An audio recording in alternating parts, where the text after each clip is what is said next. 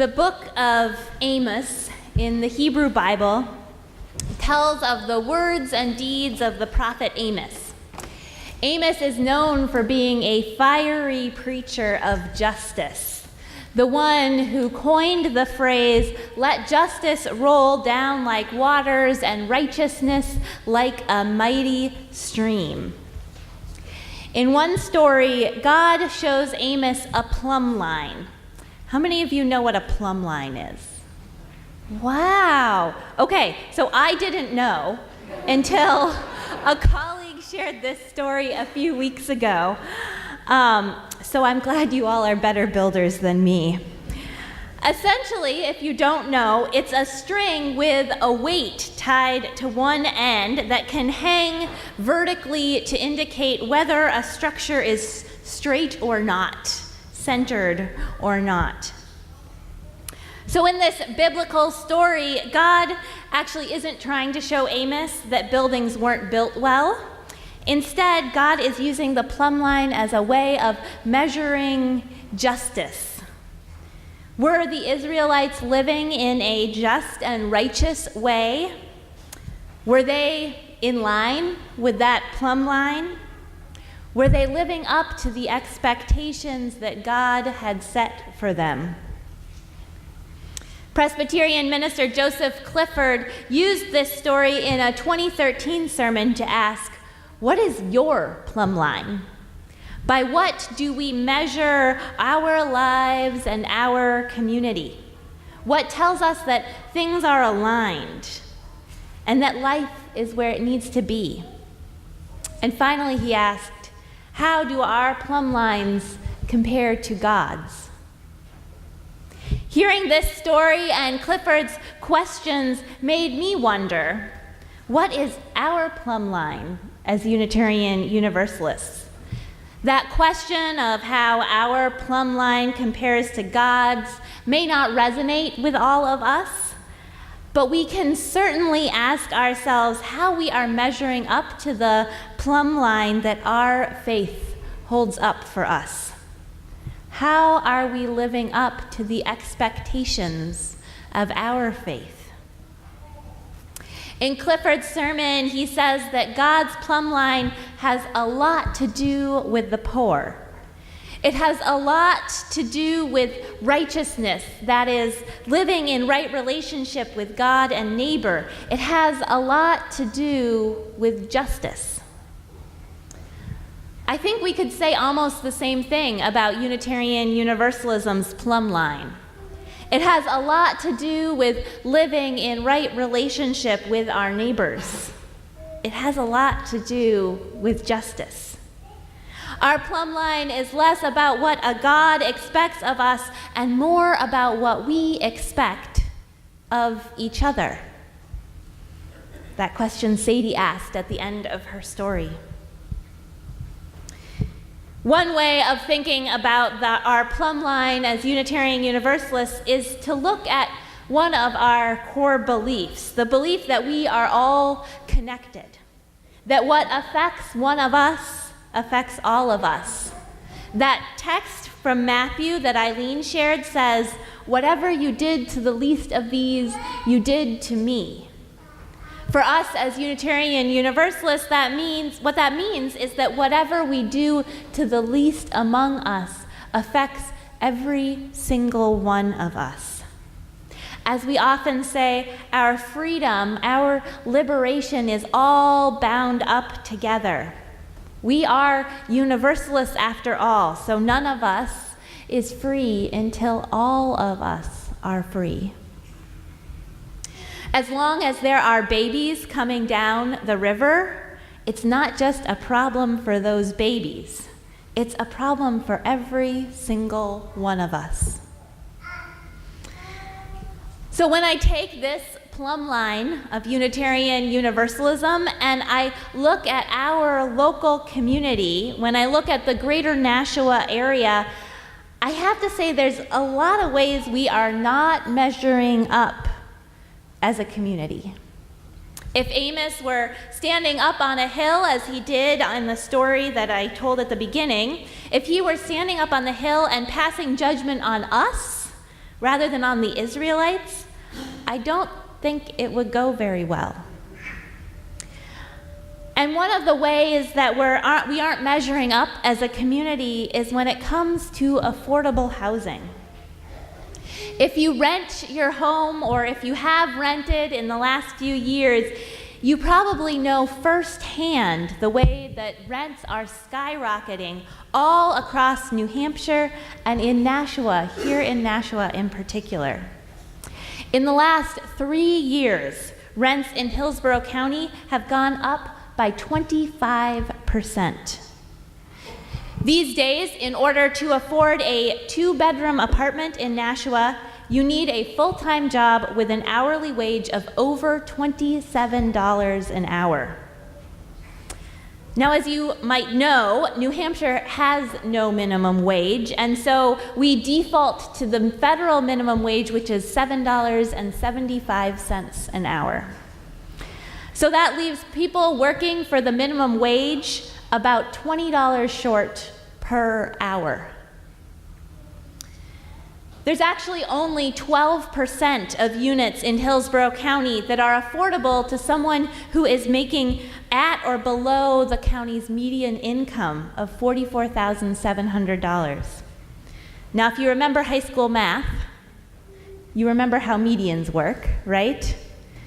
So you'll understand that this means 50% of people are competing for 12% of the units in our county. Now, part of the skyrocketing rents and hot competition for affordable units comes from the fact that there just isn't enough housing, period, in Nashua. We have less than a 1% vacancy rate. A healthy market should have a 6 to 8% vacancy rate at any given time. So that was a lot of numbers. What does this really mean on the ground? It means that people are packing more and more people into apartments. I know of one family where the parent and adult child moved into one room so that they could rent out the other room, because that was the only way they were going to make rent. Families are packing into smaller and smaller places because it is all they can afford.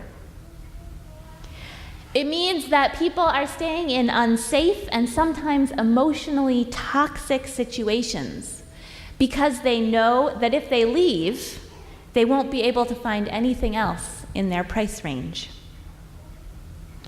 It means that people are getting stuck in week-by-week rentals, paying $300 to $400 a week for just one room, an amount that never allows them to get ahead or save for a security deposit on a more permanent place.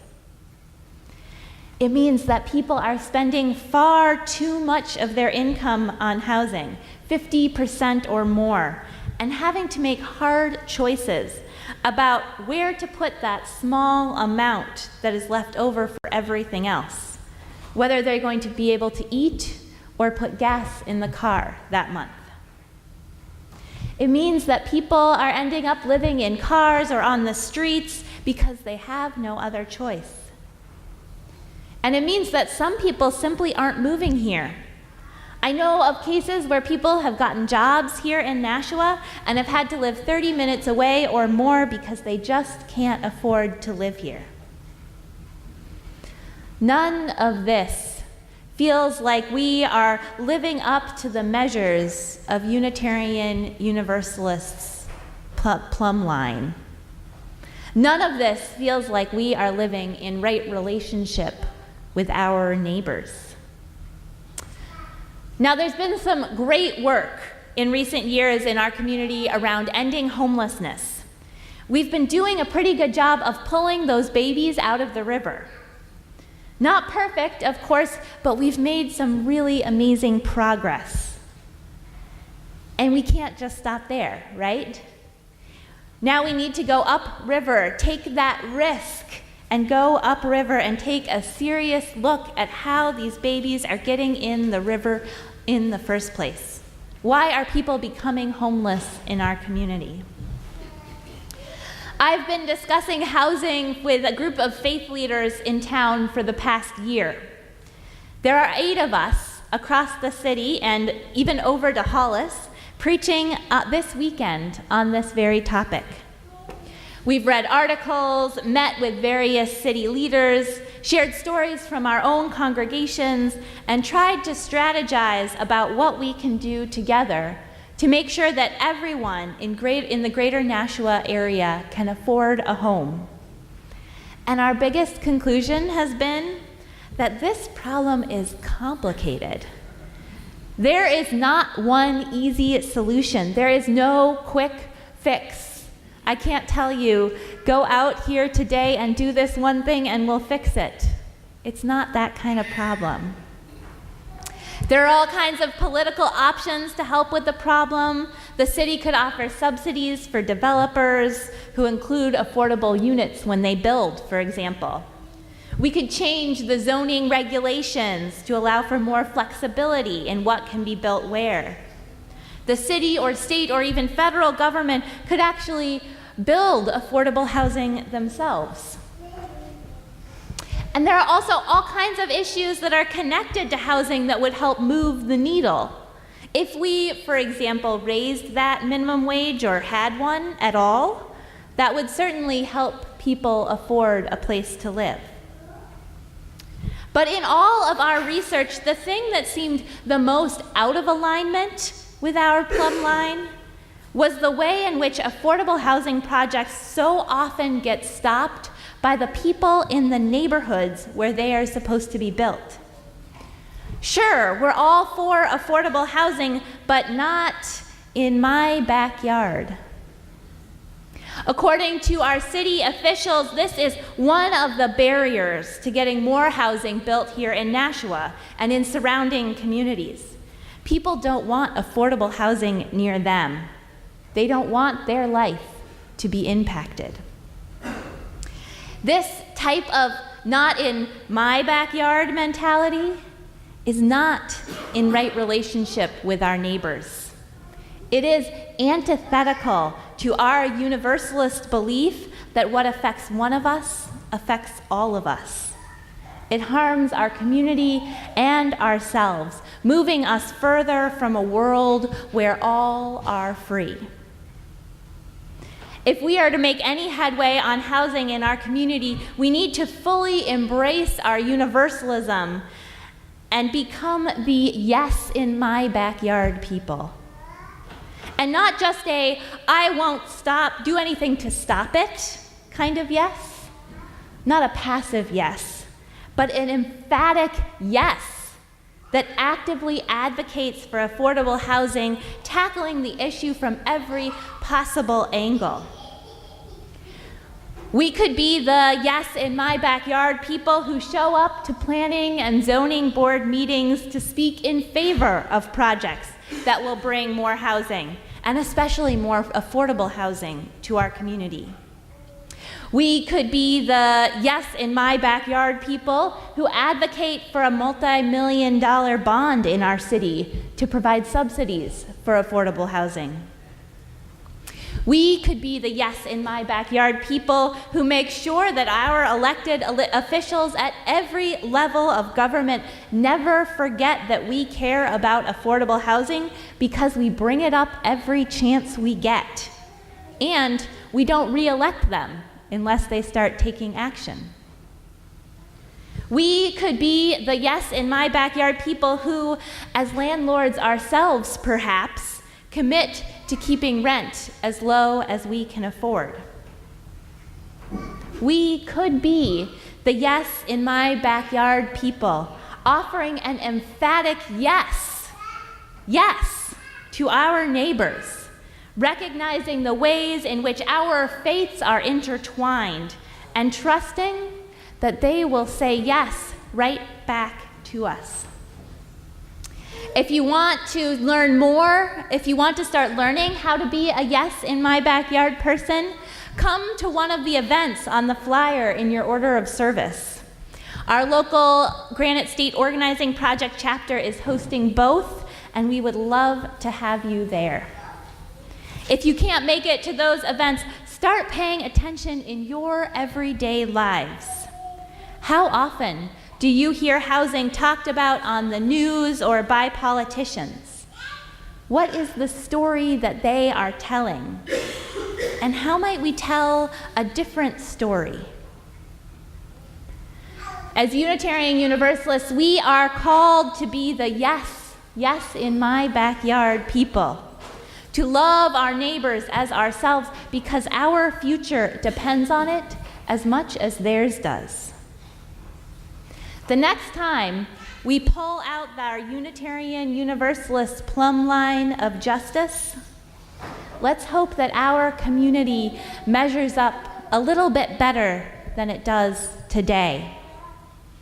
And actually, let's do more than hope. Let's do some real work together to make it happen. Let's build a beautiful city. May it be so.